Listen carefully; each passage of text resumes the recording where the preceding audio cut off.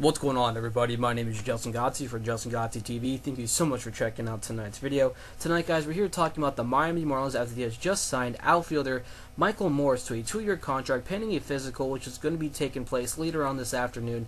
Now, this is a big deal for the Miami Marlins, which is a team just a week ago during the winter meetings has just been, off the hook, trading, signing left and right, putting some big bucks onto the table. There's just so much going on right now for this Miami Marlins squad. When you really look at this Miami Marlins squad are setting up to have a monstrosity of a year. This is going to be a huge year for this Miami Marlins squad with the amount of the additions that this team has, hitting wise. It's setting them up to have one of the best hitting in all the National League. But you know what? There's a lot of better teams out there. But this team is already, top-notch, top 3 when it pertains to, on paper hitting. But you know what? This team is really setting up to be something successful going into 2015. I just think, they're putting in a lot of dollars into the hitting, but where's the dollars into the pitching? I know when you really look at it, this team did end up trading, one of the top prospects, in Andrew Haney to the Los Angeles Dodgers in that, trade that acquired D. Gordon and Dan Herron, just about a week ago during the winter meetings at the end of the winter meetings. But needless to say, what if Dan Herron does not pitch for this Miami Marlins squad? He contemplated retirement due to him being traded out of California because he's a California-based pitcher. His family lives out there.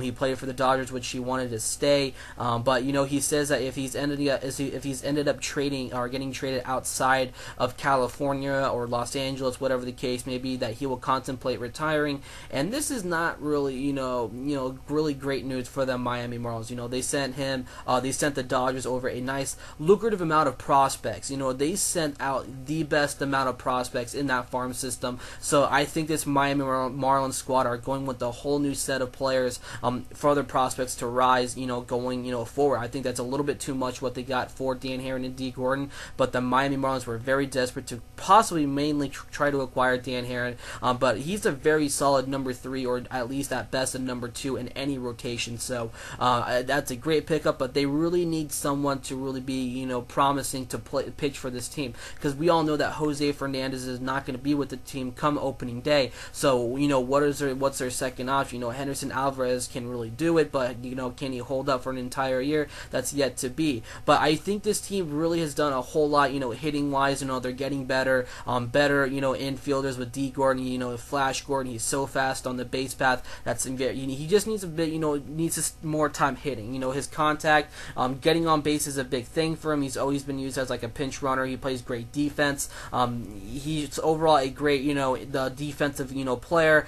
Base path when he comes into pinch run, he can get that job done. It's just his bat that really needs a lot of work. So coming over to Miami, becoming a starting second baseman, he really needs to get that groove going with his bat during spring training. So I think that's going to be one thing he really needs to concentrate more on. But I don't want to make this video just about talking about the Miami Marlins. I want to bring in Michael Morse into the situation. Now, Michael Morse, like I said, got signed to a 2-year deal with the Miami Marlins. Now, like I said, this is going to be a huge deal for this Marlins squad because Michael Morse is very versatile. He can play more than one position.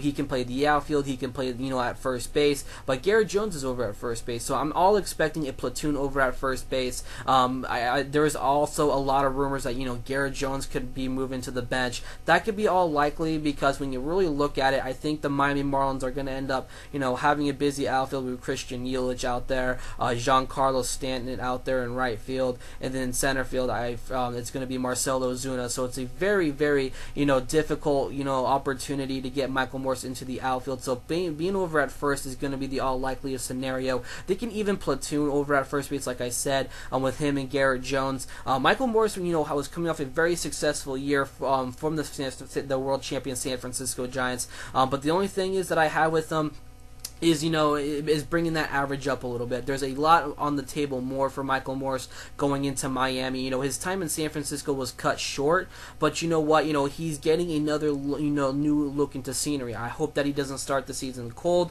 He needs to get, into the game, be really, spot on in the early goings of the year because this Marlins squad is going to be really much backing him in the middle of the rotation because of him being, a much of a power hitter.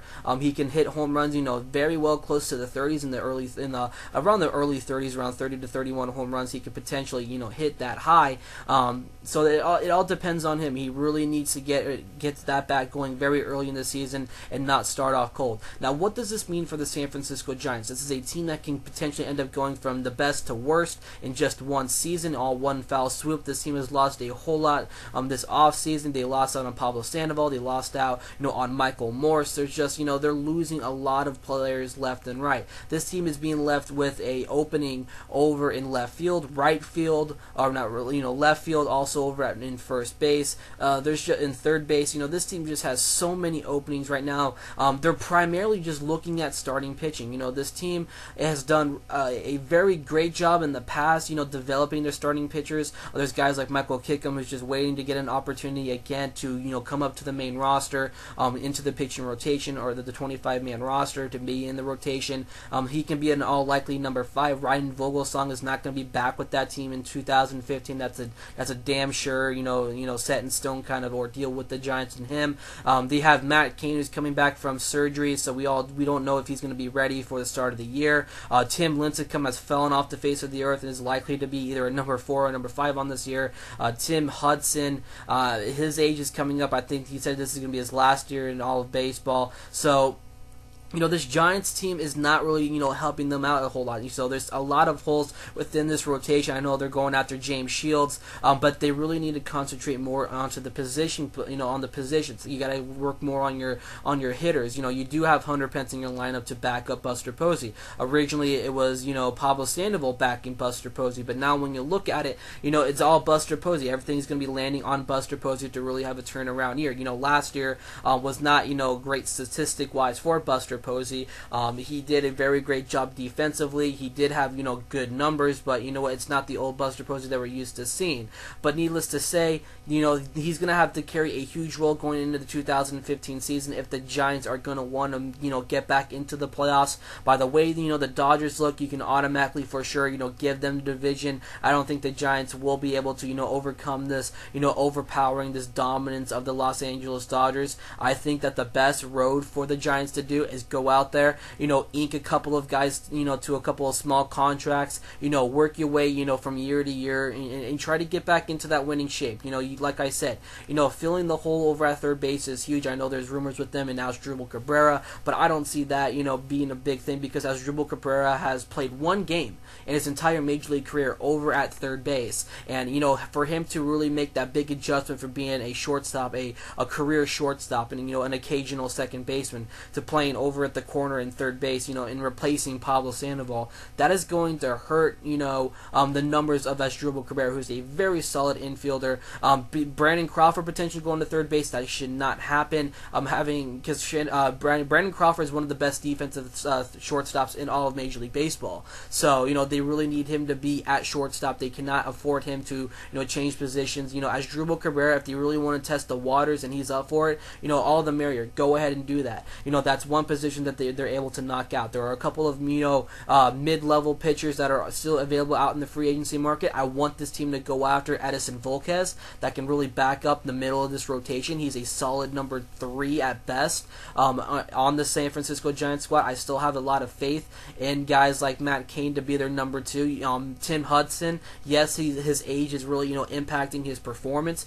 He can be your number 5. Michael Kickham can be your number, or Tim Lincecum can be your number 5, or you can have it vice versa. Tim Lincecum can be your number 4 or your number 5, whatever the case you want to be. But this Giants squad is in a lot of danger right now of really having one of the worst seasons in 2015 if they are not able to really attack this free agent market. So Michael Morse is out of San Francisco on his way to the Miami Marlins. The Miami Marlins score big yet again with the addition of Michael Morse. Let me hear your guys' opinion about this, and I'll get you guys next time.